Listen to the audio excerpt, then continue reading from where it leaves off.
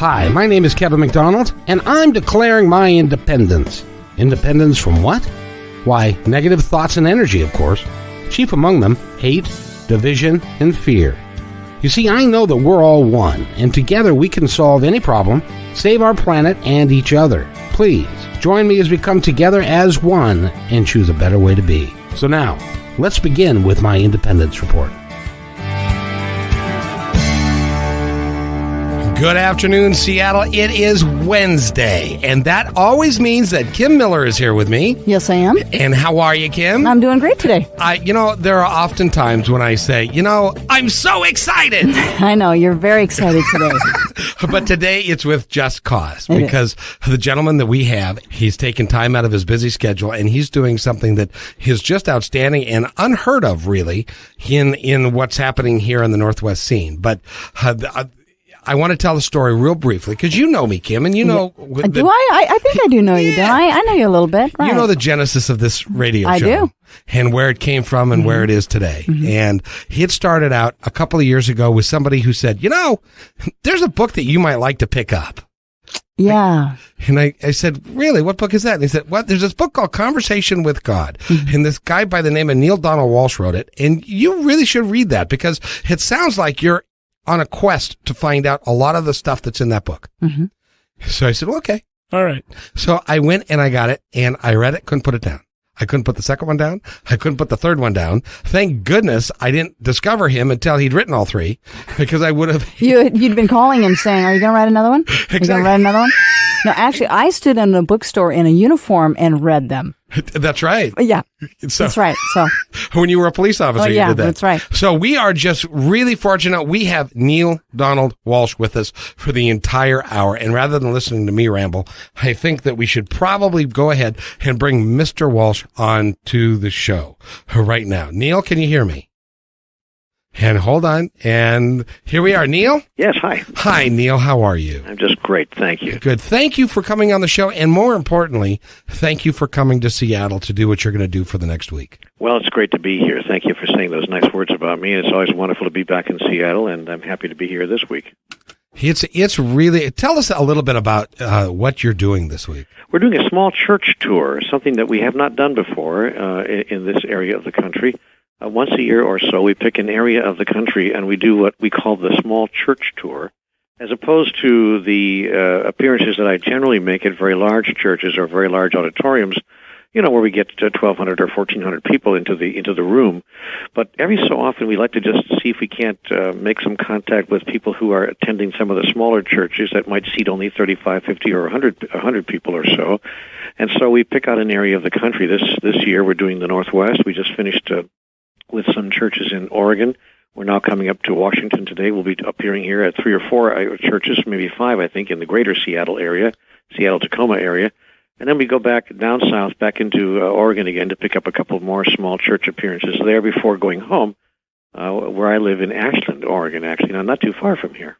When I first discovered Conversations with God, I was really excited about the fact that you're on the West Coast and that you live right around here. Well, this is a great part of the country. I moved to the West Coast many, many years ago, and once I got here to the West Coast of the United States, I realized that this was paradise, and I would never, ever, ever go east again, except to visit occasionally, and that's what I've really done. I've made the West Coast my home, mostly in Oregon and in the state of Washington, which are two of the prettiest places on earth. Well, and Ashland's a great place anyway, and it has the Shakespeare Festival, so there couldn't be a better place than that. Yeah, it's a wonderful little community, and it's within shooting distance of Seattle. I can get up here whenever I want, and I come here frequently. I can go to Portland, of course, or San Francisco to the south, so it's a really great place to be, and you're within driving distance of a lot of nicer places as well, if you want to go out to a big city. Neale, in my world, I can't believe that anybody doesn't know your story and the Conversation with God books and how they came to be.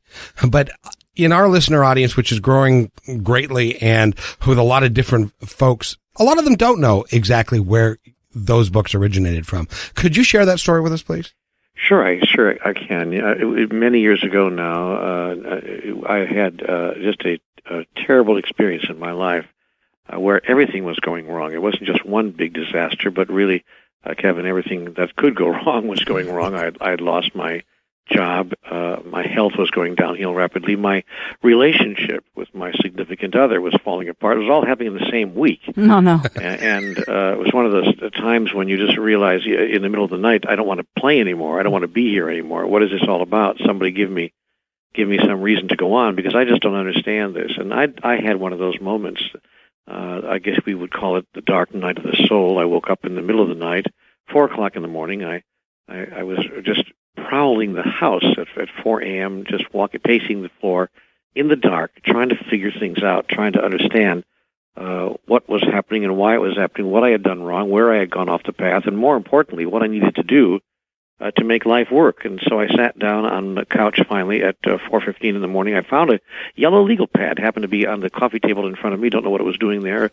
I found a pencil and turned on a light, and I began to write a very angry letter to God. What does it take to make life work? What have I done to deserve a life of such continuing struggle? And somebody tell me the rules. I'll be glad to play. Just tell me the rules here. And once you tell me the rules, don't change them. And you know, Kevin and Kim, something really exciting happened to me then. I heard a voice, and I'll swear until the day I die that voice was right there in the room with me. I mean, I heard that voice as clearly as I've been hearing your own for the past few moments. It was right there next to me. And the voice simply said, do you really want answers to all of these questions, or are you just venting? Did you want to say, no, never mind, I'm going to go back to bed?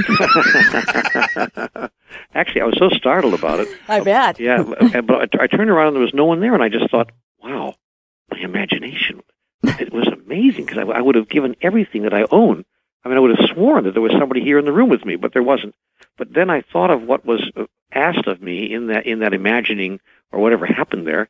Do you really want answers to all of these questions, or are you just venting? So I wrote down on this piece of paper where I had been writing the questions, yeah, you know, I am venting, but if you have answers, I'd sure as heck like to know what they are. And with that, came the answers to all the questions I had asked and to questions I never even dreamed existed. And those answers came in the form of, again, words or paragraphs that were being spoken to me as if someone were standing just over my right shoulder, just behind my right shoulder, and whispering in my ear or talking very quietly in my ear. Again, I turned around. There was no one there, but the voice was unmistakable, and the voice was saying such extraordinary things that I thought, you know what, if I'm hallucinating, whatever, I'm going to write this stuff down. So I began writing down what I want to say, hearing. And as I began to write, I was hearing answers to questions that not only intrigued me, but that stimulated other questions. I mean, I would hear stuff and say, wait a minute, what about this or what about that? So I wrote those questions down. Immediately, as soon as I wrote a question down, I got the answer to that question. The answer came almost before I finished writing the question. And I wrote the answer as fast as I could. And within a very short period of time, I found myself involved in an on-paper dialogue. I wasn't questioning what was happening. Because it was very, very healing for me, I realized that within moments, my anger, my frustration at what was going on in my life had disappeared, and my experience had turned into one of almost joyful tears. I was doing everything but crying there, sitting there, writing these extraordinary answers that I was receiving. And I really did think, you know, boy, you're really going off the edge here. You're totally hallucinating in the middle of the night. Except that the information I was getting made so much sense. It was so clear. It made such extraordinary impact on me that I just kept on writing, and I didn't bother questioning the process. I just let the process happen. You know, it felt, Kevin, like I was taking dictation. I would literally ask a question, and it was very much as if someone was just speaking dictation to me, and I was writing down what I was hearing. Mm-hmm. And that process went on for about 3.5 hours that night. And after that time, I must have had, 50, 60 pages of handwritten notes of questions and answers and questions and answers. And I didn't think too much of it. I was feeling great. I felt terrific. It was 8 o'clock in the morning, and I felt wonderful. But I didn't think too much more of it. I just thought, gosh, what an interesting experience. What an interesting process. I've got to share this with friends. This beats therapy. And it's free, you know. And again, you know, yeah. But the truth was I didn't dare tell anyone because I thought they would say, you know, you really have flipped out, baby. You need to go see somebody because this is a very weird thing to happen. And I hope you don't tell too many people about it. So I didn't in fact tell anyone about it. I didn't think too much more about it. But the next night, around 4:15 in the morning, I was awakened, just out of a dead sleep, just awakened by, I don't know what, some impulse to get up, and I went back into the living room. I found the legal pad, picked up the pencil, and I turned on the light and began writing just where I had left off. It was the matchup was seamless. You would hardly know that I had stopped writing, and I kept on going with more questions and more answers, and that went on every night for about 3 weeks. I was awakened. They really like that hour, don't they? Between 4 and 4:30 in the morning, yeah. Yeah. And there I was, and then and by this time now I had like several hundred pages of handwritten notes and handwritten dialogue. I would say, not notes, but an actual back and forth dialogue. And then the awakenings, what I want to call the awakenings, happened less frequently. They weren't happening every night anymore. I noticed that a day would go all between or 2 days between, and these experiences would come to me maybe 2 or 3 times a week.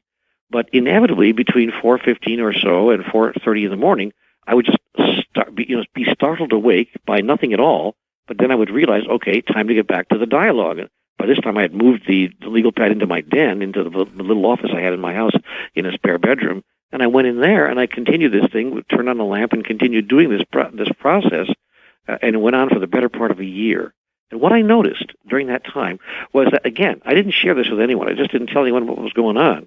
But I was being healed. All of my anxiety, all of my frustration, all of my anger, all of my negativity was slowly seeping away, disappearing, and I found myself having a far more positive attitude, feeling very good about life, even though life wasn't going that well, feeling very good about my chances for turning things around.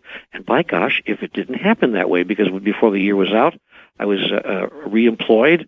I had found another relationship that was a budding new friendship that was turning into something very important in my life, and my income situation, and even my health, of course, because when you're doing that well, your well-being is affected. And so, within less than a year, I just saw my whole life begin to turn around, and I thought, golly, this is spectacular. I'm going to continue this process. But somewhere, now here's where it gets really interesting. Somewhere in that process, I recall taking a note where what I call my voiceless voice said to me, "This will one day become a book." And I recall in the dialogue my thinking, yes, of course, you and 100 other people are going to send your middle of the night mental meanderings to a publisher, who's going to say, "Oh, we'll get this out at once." Here's a guy who says he's talked to God. Why not publish it? But in fact, I, on a lark, I did send it to a publisher, not so much to get it published, but to see if it would be, because I wanted to test out what I was hearing in this so-called dialogue. This was one of the few things I could measure. Most of the information I was receiving in this dialogue was conceptual in nature, but this was a measurable outcome. I mean, the voice said, this will become a book, so either it would or it wouldn't. And I thought, well, this is a good way to figure out whether or not any of this is real. Well, by golly, if a publisher didn't call me within 2 weeks, I sent my handwritten notes to a stenographer that I knew, and she typed it all up for me for a couple $100. And I had a typewritten manuscript I also had a data disc, and I sent the manuscript off to a small publisher on the East Coast. And by golly, this guy calls me back 6 days later, and he says, "You know what? This is fascinating. This is incredible stuff you've sent me. What is your name? What do you do for a living? Tell me all about you. And we're thinking of publishing this as a book." And I couldn't believe my ears. I said, "You're kidding me. I sent it to you on a lark." He said, "Well, lark or not, I think people need to read this. Everybody here in the office, we've made copies of it and sent it around the whole office, and everyone is flipping out over this material." So I said, "Well, whatever. You go ahead and publish it." And we signed a contract. Pretty soon I was a published author, and within 9 weeks after the book was published, it became a bestseller. It remained on the New York Times bestseller list for 2.5 years. Wow. It was translated into 37 languages, and it has sold multi-millions of copies around the world. Now, who could, you can't even predict such an outcome. It's almost absurd. It's surreal is what it is. And yet what I realized is that this book was never intended for me. These messages that I was receiving were never intended for me alone. But in fact, they were intended for the whole world. I don't want to sound grandiose and inappropriately grandiose, but I do believe that the messages were intended for everyone who comes to them, to bring them a new and special understanding about God and about the world in which we live and about life, and this extraordinary experience that we are all having. And I've heard now hundreds of stories. We've received over 25,000 letters since the book was published, the first book. And people have said to me, I came by this material in the most extraordinary way. I heard about it, in a chance interview on the radio, like some people may be doing right now, or a friend mentioned it to me, or I was in the bookstore and it literally fell off the shelf in my hands practically, or some such thing that people have told us over and over again. This book came to my attention in the most unusual and the most offhanded way. But when I picked it up and read it, I realized that I intended to read it. I was meant to read it all of my life. Now, of course, we've had, as I mentioned before, many multi-millions of readers, and so many of them have contacted us to tell us that this book has totally changed their lives. Neale, I want to touch on the background of it anyway. Absolutely, and I want to touch on a piece of that, which is in conversation with God, which is the 10 Commitments versus the 10 Commandments, because I think that's an extraordinary writing. And we need to take a break, but I would like to do that. And then we're going to fast forward a dozen years to today and what's happening with you now and with the new revelations and Humanity's Team and the reason that you're here. All right. We'll be right back. All right, welcome to the Kevin McDonald Show, Positive Talk in the Afternoon. You're listening to KKNW 1150 AM, and we have Neale Donald Walsh with us for the entire hour. And as a matter of fact, I've taken the unprecedented steps. We're going to go ahead and run commercial free for the rest of the time till 1 o'clock so that we can touch with Neale the most. But Kim, during the break, as always on our show, the most interesting things happen during the break. Kim and Neale were having a discussion. Kim, go ahead. Well, actually, what I was just saying to Neale is that I'm a medium, and the way that this kind of started for me is that I picked up a pencil and an angel kind of came through, and I had no. For probably 4 hours, I got God loves you and this angel loves me. So I kind of understand the process that he went through. But in the times that I've talked to people and I've talked to their people who passed away, I've gotten a lot of men. And I never knew what book to refer for men because there's a zillion books that are written for women, specifically for women. And by women. Exactly. Marianne Williamson. Oh, yes. All the rest, yeah. And so this was Dory Virtue and all of those, yeah. Oh, absolutely. And this was a book that I could say, I think that this would be a great book for you to read because it's something that speaks to your heart and you can understand it and read it, and it's written by a man with a man who was going through a certain set of difficulties, and there's great answers, and it's a wonderful book that speaks to men also. Yes, and our mail, I was saying earlier, our mail has demonstrated that we've gotten almost 50%, about 46% of our letters and emails come from men, which is an astonishingly high number for people who are in the so-called personal growth or spiritual development area. And the retreats and workshops which have been developed and which have grown out of these books also, and the lectures that we give around the country, we see that, again, just last night, for instance, in Oregon, we were in Gresham, Oregon, and easily 50% of the people in the room were men. And that's rarely true when you go to personal growth retreats or spiritual events like that. It's almost always 60 or 70 or sometimes even 80% women. Oh, absolutely. And they drive their husbands along if they can manage to get them to go. But in this case, we are seeing that easily half of the room is male, and so the material does appeal to the logical as well as the spiritual mind. And women have sent us many letters. One woman wrote us a memorable letter in which she said, "Thank you for returning my husband to a belief in a God that he can agree with." Exactly. Neale, in Conversations with God, you asked God a question, and he gave you the answer that there's no such thing as the 10 Commandments. Yes, well, that's when I knew that the information was coming from somewhere other than inside my head.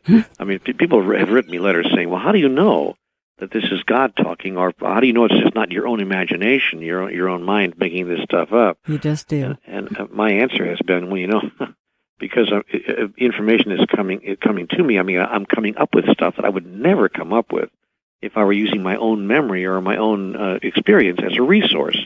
For instance, no one has ever said to me, nor have I ever had a thought like the one you just expressed. There's no such thing as the 10 Commandments. I forgot how we got into that in the conversation, but somehow or another I brought it up, and the answer I got was from God was, there is no such thing as the 10 Commandments. And I was blown away by that. I mean, I just said, whoa. Wait a minute. What do you mean there's no such thing as the 10 Commandments? God said, I would never command anyone. Who would I command? We're all one. I'm trying to tell you that I am the same as you. You are the same as me. You are parts of me. It would be like your right hand telling your left hand what to do. And then if your left hand didn't do it, your right hand would punish it severely, maybe even cut it off. We do that every day, don't we? Of course we do. Of course we do, because we don't know who we really are. Exactly. But God was saying to me in this dialogue, I hate to tell you this, but this is a new theological thought. Try this theological thought on for size. We are all one. 4 words, really, that changed my life. And I said, wait, here we go again. What do you mean we are all one? You mean that we're one with each other, like be your brother's keeper and all that? I can go there. He said, no, that's part of it, but no, it's much larger than that. I mean, we are all one. That is you and I. God and all human beings and everything that lives in life is all one thing, expressing itself in many different ways through the energy of the essence that you call life itself. And with that thought, my whole perception of who I am vis-a-vis everything else, including God, changed forever. And so God said to me, there's no such thing as the 10 Commandments. I said, well, what happened? Are you telling me that the Moses trip was just made up by somebody? He said, no, not really. He said, that experience occurred, but has not been reported exactly accurately. What happened was, I did not give humanity 10 commandments. I made, in that moment, 10 commitments to humanity. Moses came to the mountaintop, indeed, and he called out to the God of his understanding, just as it was written. God, my people are asking me about this experience I've been telling them about a divine being that guides people's lives. Please, give me a sign. Show me a sign. What can I tell them? Give me a sign that can let them know how to get back to God. How will they know when they're traveling on the righteous path, on the appropriate path back to God?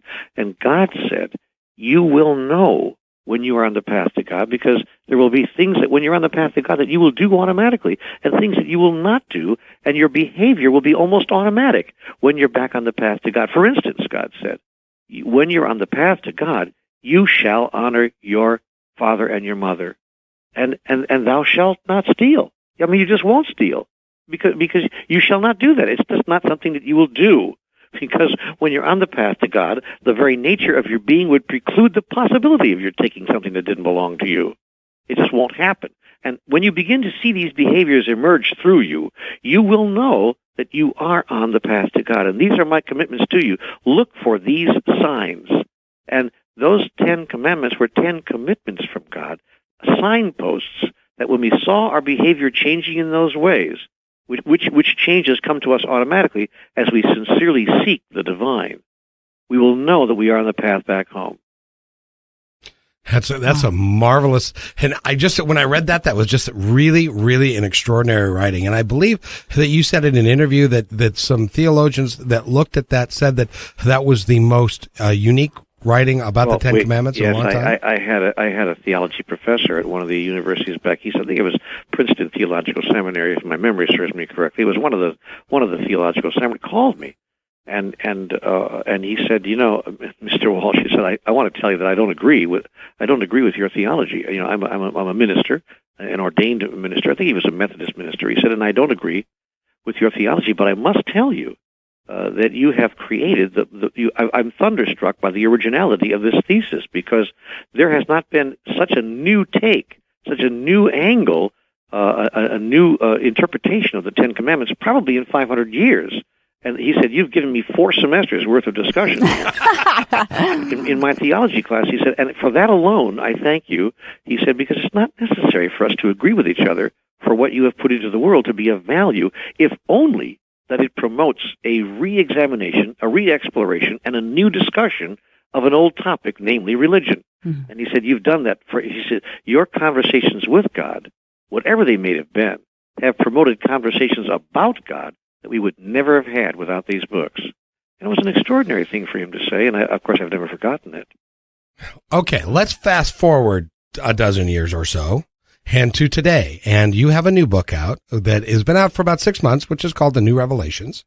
And we talk about the 5 steps to peace, and we talk about the fallacies. Let's go to that book a little bit and talk about it. Well, Kim and Kevin, that book came to me and through me following the September 11th events, the tragedy of that day. It was the day after my birthday. My birthday, September 10th. We were all still in the afterglow of a wonderful party that we had at my house, Nancy and I, and there must have been 100 people there, some friends and relatives and my family's friends and my kids, and I've got teenagers, and they brought all their friends over to swim in the pool. We just had a wonderful time, and we had gotten up the next morning. It was just still in the afterglow of that wonderful day. There was a day-long party that went on from 1 o'clock until 10 o'clock at night, and the next morning we were just arousing ourselves for the day, and a friend called, actually a member of my staff, who is a friend, and she said, "Turn on your television. You're not going to believe what's happening." And I said, "What?" She said, "Just turn on the TV. I can't even describe it." I said, "Whatever." And I went over and turned on the TV right there in the bedroom. We had a TV across the room, and of course we sat there thunderstruck, as all of the world did, as we watched these events unfold. And the events had not even all unfolded yet. The plane had not even crashed into the Pennsylvania farmland, and so we were watching this all happen. And in the days following that, I thought, I don't understand. I mean, I've written now 5 books, and it talks in terms that make what's happening today seem almost impossible. I mean, I don't just don't understand. And I like a lot of people, I guess, I wept, I cried. I mean, I'm a grown man, but I sat there and I cried real tears. And I said, what is it? I called out to the God of my understanding. What is it that we don't understand yet? I mean, humanity does not get the understanding of which could change all of this and stop this incredibly dysfunctional, self-destructive behavior. What after all the thousands and thousands of years of life that we've lived on this planet, after all of the hundreds of years of theological and philosophical teaching, after all we think we've learned, and as far as we imagine ourselves to have evolved as a species to come to this, where we fly airplanes into buildings shouting Allah is great and kill 3,000 people, in 5 minutes, in a heinous act that the human mind cannot even comprehend. Flying an airplane into the side of a building. Help me out. And what caused such extraordinary behavior to begin with? And so I asked God, all this talk, all of this conversation means nothing if we're still behaving like this. What is it that we need to know? And God said, "All right, get out your pencil. Here we go." and he said essentially, the problem with humanity is, and then he told me what was up, what was going on, why we're behaving like this. And that book came through me so fast.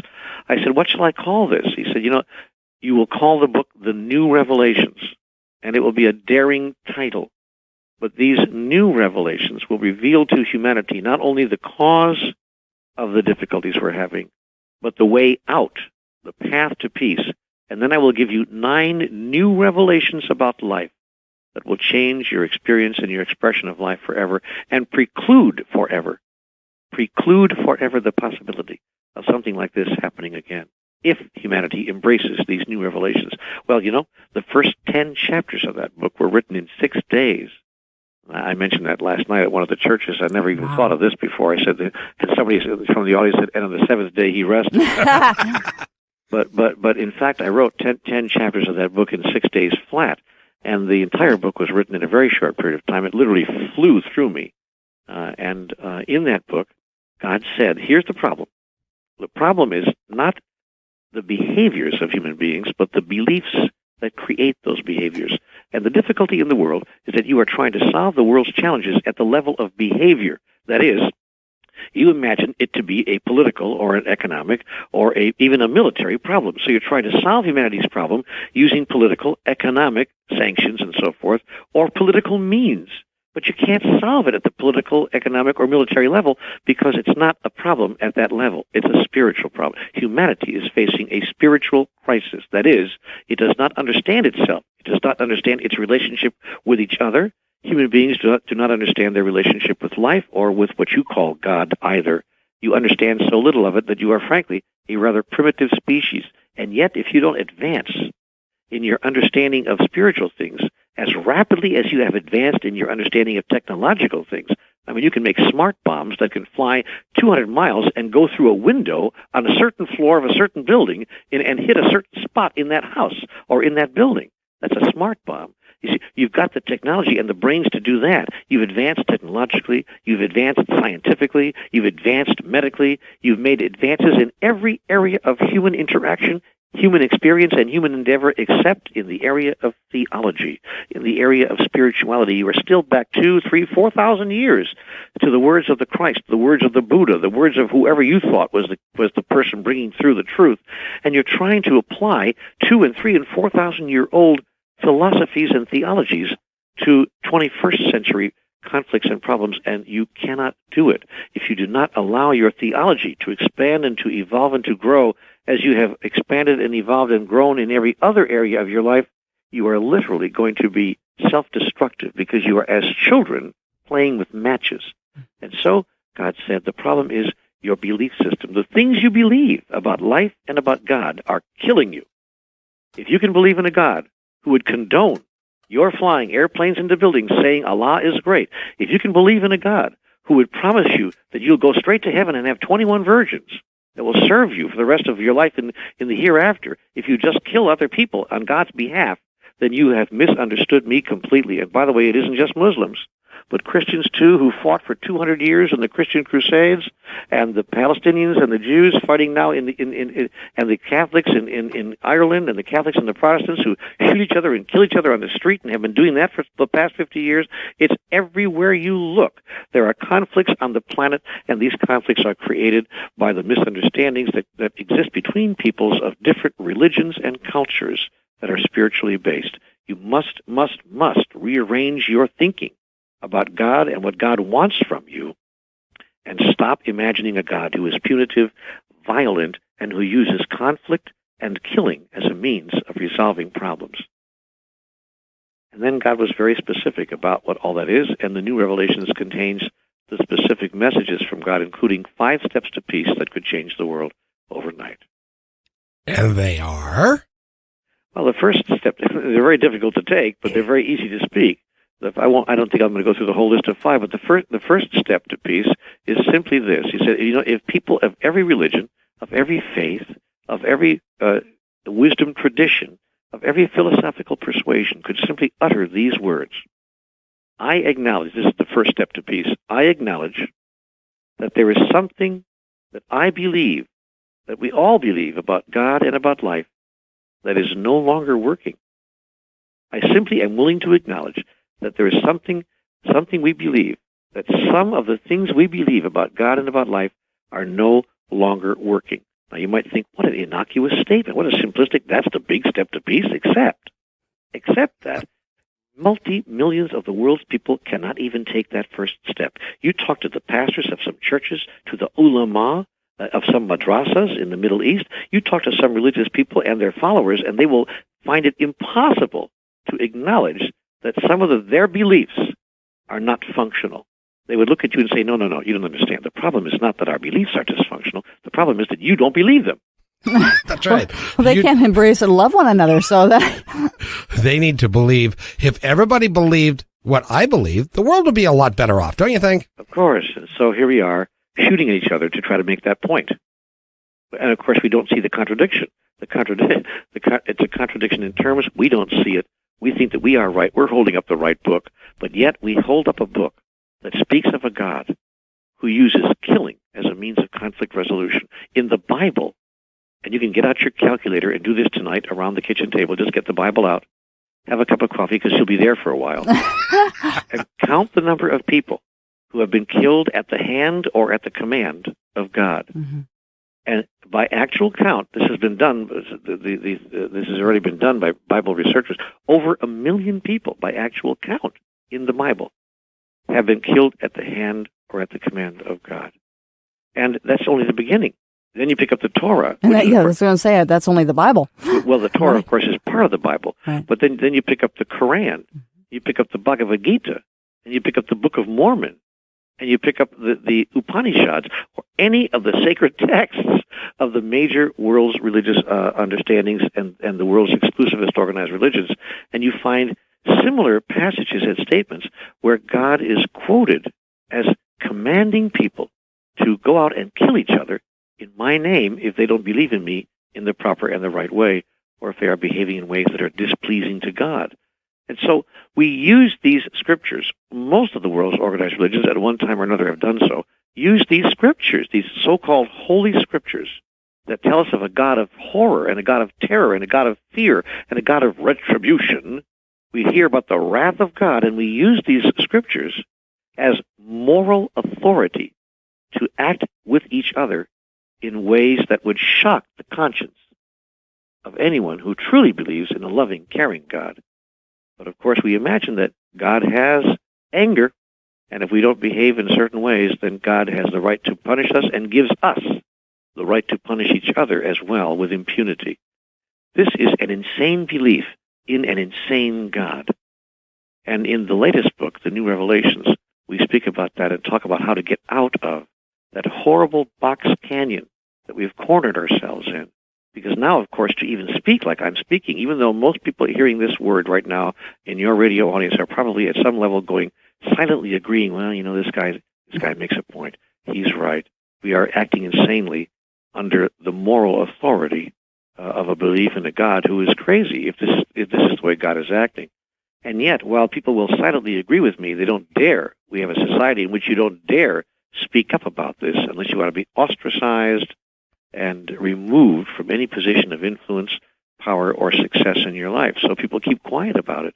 We're all keeping what I call the silent agreement. But the problem, Kevin and Kim, in the world today is simply this. The civil are not organized, and the organized are not civil. Wow. Well, because everyone has an agenda, and there's a lot of power that comes into play with it.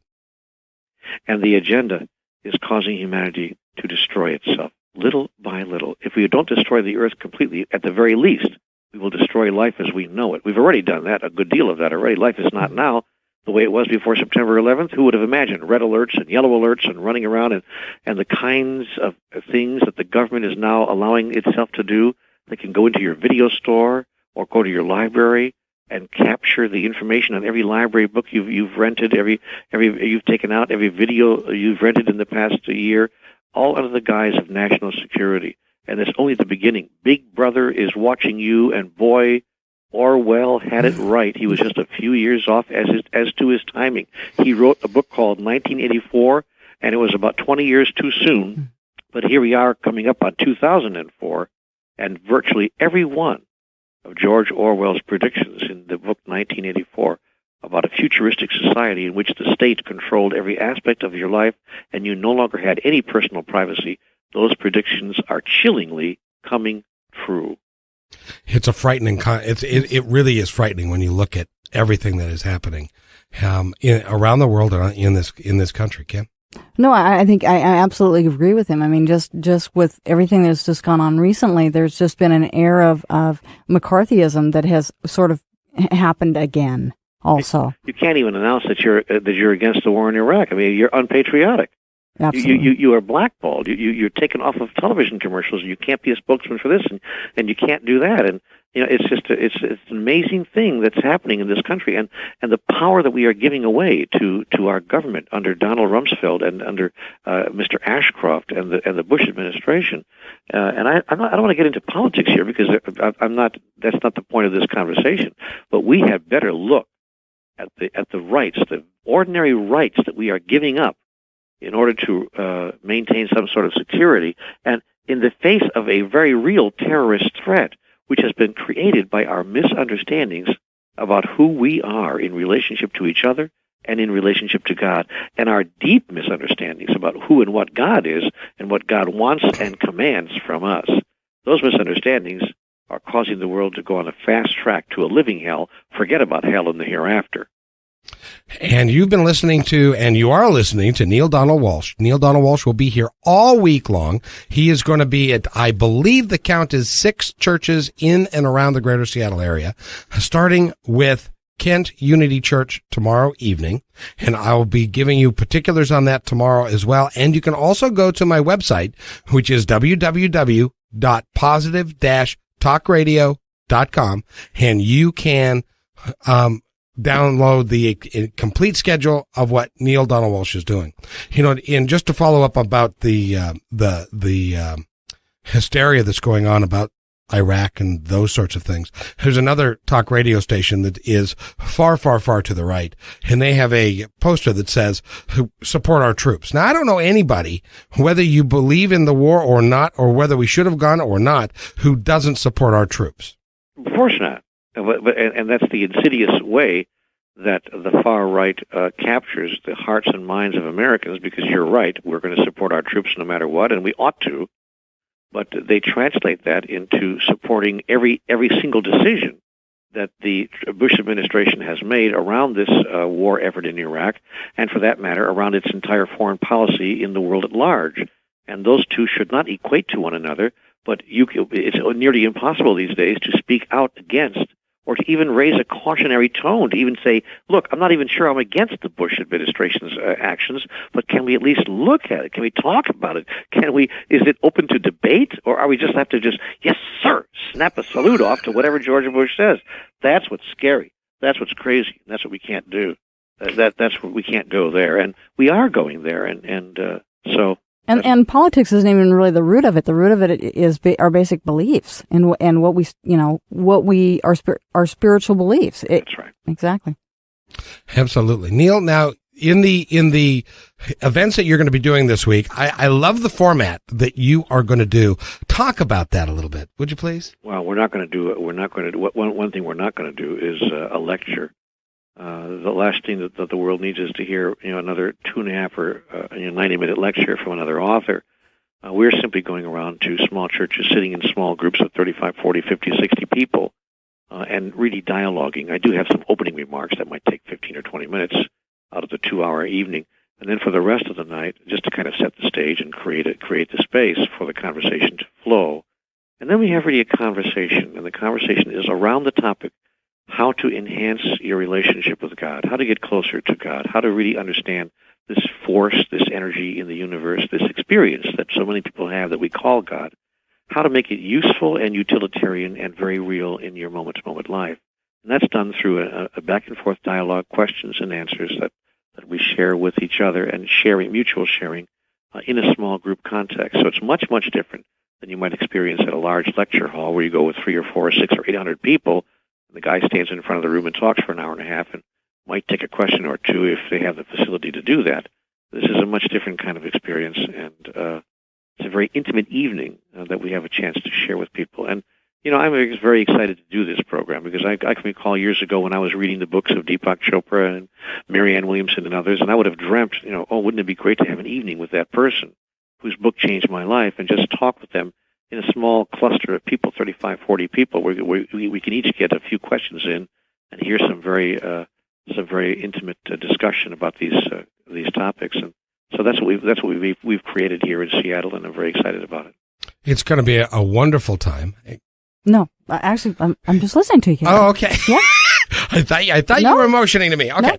No. Because tomorrow night, again, is Kent Unity, and the number for you to call ahead to get a reservation is 253-854-9747. And again, it will be on my website, which is www.positive-talkradio.com. And you can go there and get all the information on all the venues. We will be publicizing them each day as they happen. As a matter of fact, I'm anticipating being at the Kent Unity Church, and I'm looking forward to meeting you, Neale. Well, that'd be wonderful. I would enjoy that as well. It's always a marvelous opportunity to meet somebody who, just listening to you talk, you have just such a way about the things that you bring to the table. Well, thank you for saying that, Kevin. That's a lovely thing to hear. I like to think that when I speak on these topics, at least, that there's a part of me that's still connected in some way to that energy that flows through all of us. That's a point I want to make before I say goodbye, by the way. It's very important for me to be real clear with people. I do not think that I'm in any way special or unusual. I do not think that God, picked me or somehow appointed me as his spokesman. That would make me a really weird and strange person, maybe even a dangerous person. I have no intention of becoming dangerous. The very first message I received in the Conversation with God material years ago was, everyone, all of us, everyone is receiving conversations with God, wisdom from the universe, wisdom from the divine. We are all having conversations with God all the time.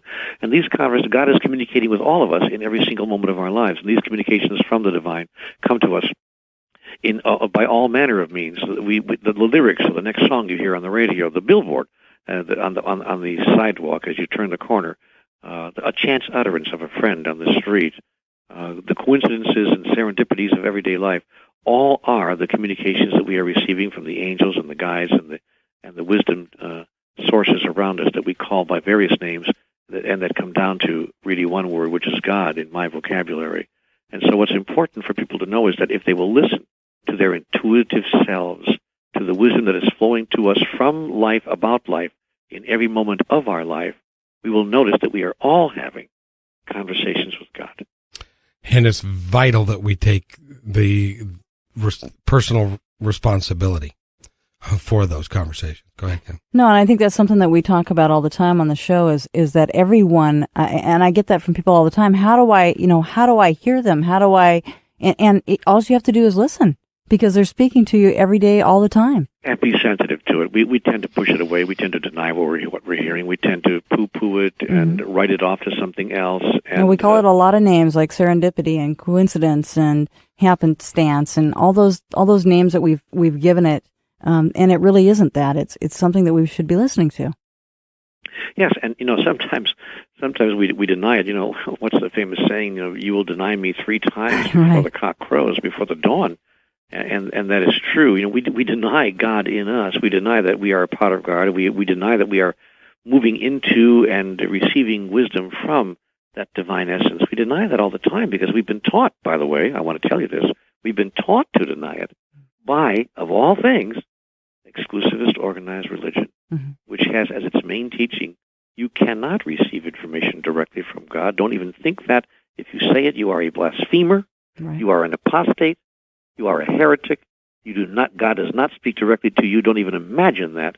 And for God's sake, don't tell anyone else that. It's a sin to even think that way. The only way God would ever communicate with anybody would be a miracle. You can talk to God. God does not talk directly to you. And even you can't talk to God directly, but you must go through us, through our religion.